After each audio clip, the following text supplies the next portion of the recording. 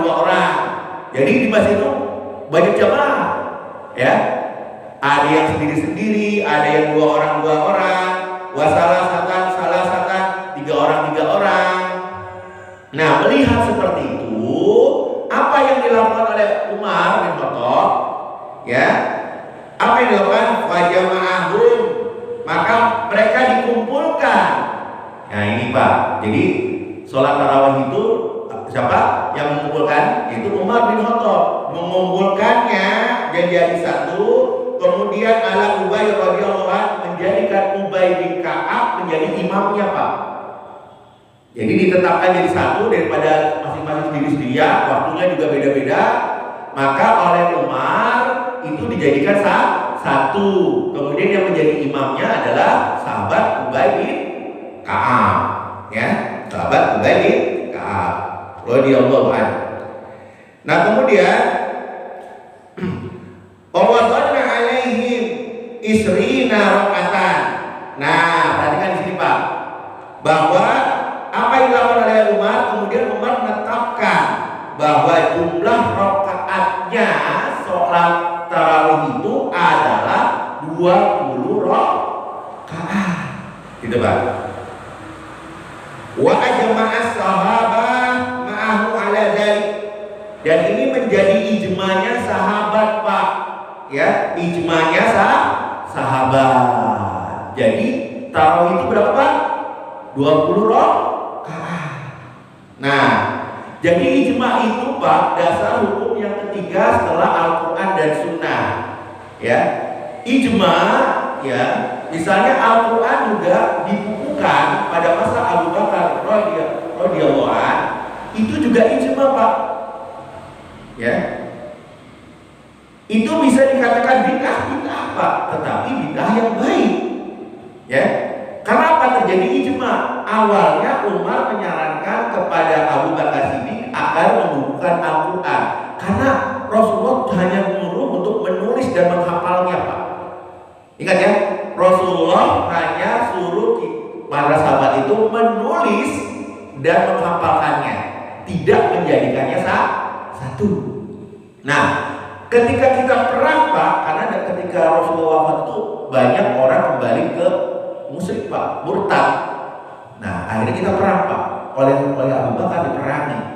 Apalagi orang-orang itu tidak mau bayar zakat, karena kedudukan zakat sama dengan sholat, maka orang yang tidak mau bayar zakat itu diperangi zaman Abu Bakar. Dan banyak sahabat-sahabat menghafal Al-Quran yang akhirnya syahid Pak. Dan ini bahaya, lama-lama Quran menjadi musnah. Oleh sebab itu Umar menyarankan kepada Abu Bakar untuk membukukan Al-Quran. Awalnya Abu Bakar menolak karena itu bid'ah, kata Abu Bakar, karena nggak pernah diperintahkan oleh Rasulullah. Tapi itu hal yang baik, akhirnya dilakukan oleh Abu Bakar. Nah itu namanya ijma' Pak. Karena Abu Bakar akhirnya meminta para sahabat bagaimana, sepakat nggak usulan Umar? Sepakat Pak. Namanya ijma' sahabat. Kenapa dikatakan ijma' sahabat itu paling kuat? Karena zaman Abu Bakar dan zaman Umar dan sebagian pada zaman Utsman itu para sahabat besar dilarang untuk keluar ke kota Madinah Pak.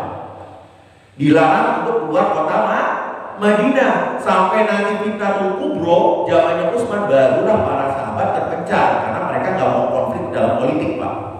Paham di sini Pak?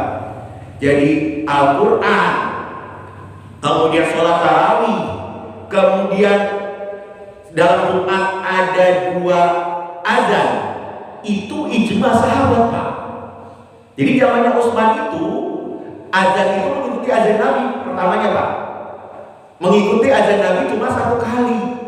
Tetapi melihat di dalam Masjid Nabawi ini banyak orang yang masih banyak orang yang belum datang, maka Utsman menjadikan azan 2 kali Pak. Azan pertama di mana Pak? Di pasar. Jadi azannya di pasar, bukan di masjid Pak, di pasar. Ya. Azan pertama di pasar supaya orang-orang semuanya pergi ke rumah dulu untuk bersih-bersih. Barulah mereka mendatangi masjid. Setelah datang barulah azan yang kedua. Jadi azan kedua itu ijma' Pak. Ya, ya, bukan kita menyalahi Nabi, tidak. Itu ijma' sahabat dan tidak ada satupun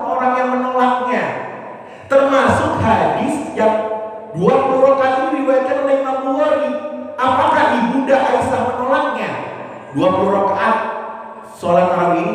Tidak, Pak.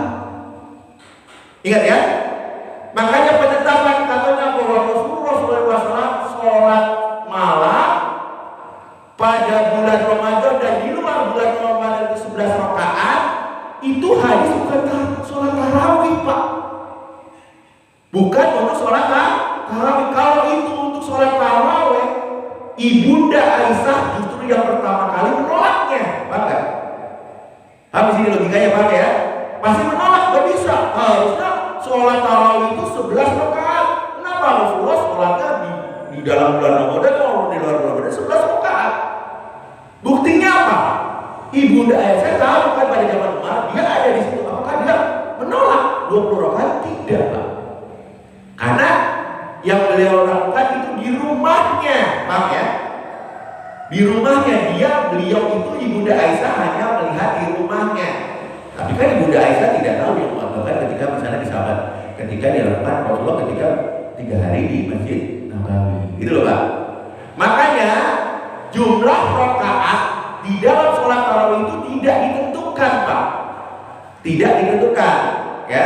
Nah, kemudian terjadilah ijma 20 rakaat. Ya. Apakah boleh kita juga sholat 8 rakaat saja, Pak? Ya nggak ada masalah, sama seperti sholat duha. Kemarin sholat duha berapa rakaat, Pak? 8